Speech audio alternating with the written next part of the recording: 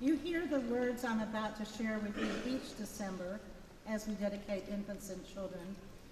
They bear repeating because the truth they contain is a cornerstone of our free faith.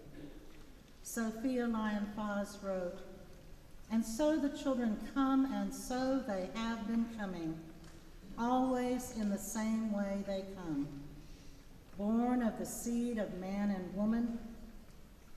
No angels herald their beginnings. No prophets predict their future courses. No wise men see a star to show where to find the babe that will save humankind. Yet each night a child is born is a holy night. Fathers and mothers sitting beside their children's cribs feel glory at the sight of a new life beginning. They ask, where and how will this life end? Or will it ever end? Each night a child is born is a holy night, a time for singing, a time for wondering, and a time for worshiping." The life of a child is both an awesome responsibility and a wonderful gift. A child comes to us out of the mystery, and while we might influence that child by our example and teaching, a child's life unfolds in its own way. Today, parents bring their children, or in this case, one family, we had two at the earlier service, to dedicate, so we can dedicate our efforts to help raise spiritually strong and healthy children. I invite you to come forward with godparents to be and your children to be dedicated now. While parents have the primary responsibility in raising their children, they bring them to us today in acknowledgement that their children are not merely their own, but part of a larger community. As members of this church, we all share the privileged task of guiding them, teaching them, and loving them as they grow. We bless each child with a rose dipped in water. The rose symbolizes the unfolding and beauty of life. We have removed the thorns from these roses, but we know that we cannot always remove them for our children or for ourselves. The rose is a reminder that at its core, life is good. When we encounter thorns of any kind, the church community is here to help and comfort. The water is a symbol of the source of all life, out of which we have come. It connects us to all generations and to all life. It is reminiscent of the water of baptism and commitment that for us does not cleanse an original sin, but rather enjoins a person with a community in love, forgiveness, and hope.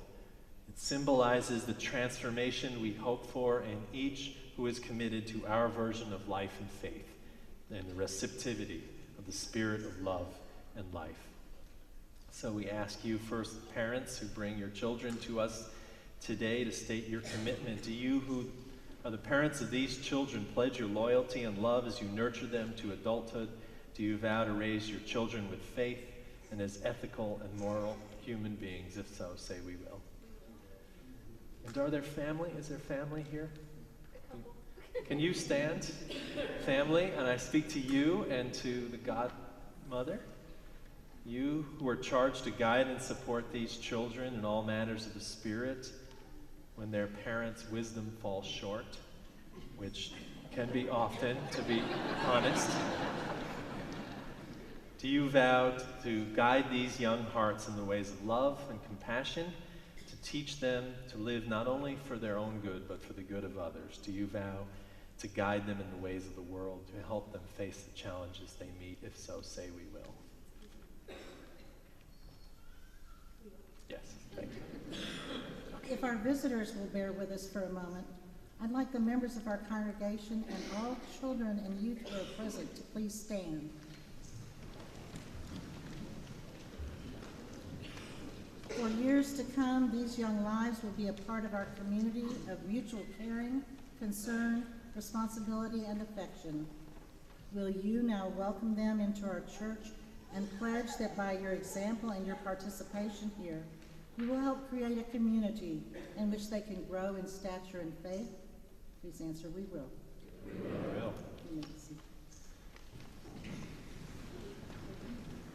So Jonathan and Michaela Watson bring their children here. They want this church to help them bring up happy, good people who act on compassion.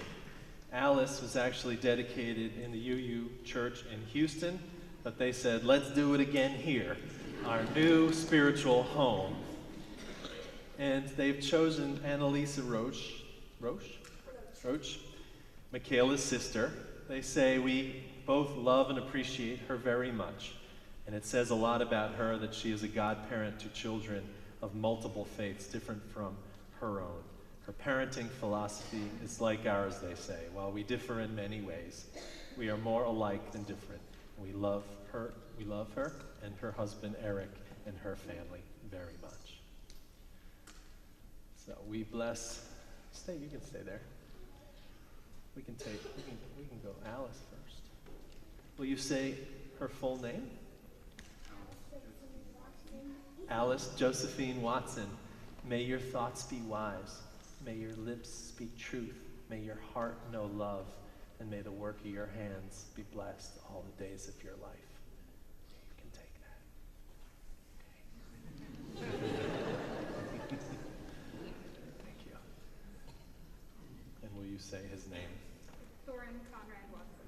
Thorin Conrad Watson. May your thoughts be wise. May your lips speak truth.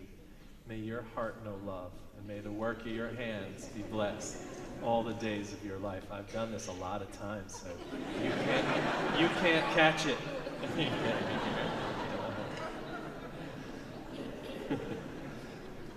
And now if you will all recite with me the blessing that we give to these children here. It's found in the insert, in the back of the insert. We speak to you, Alice, and to Thorin. May you grow to love that which is good. May you seek and attain that good. May you learn to be gentle and respect all creatures. May you be filled with courage to challenge evil and the faith to lift up hope. May you endow those who you know with faith and hope. May you come to know that which is eternal. May it abide with you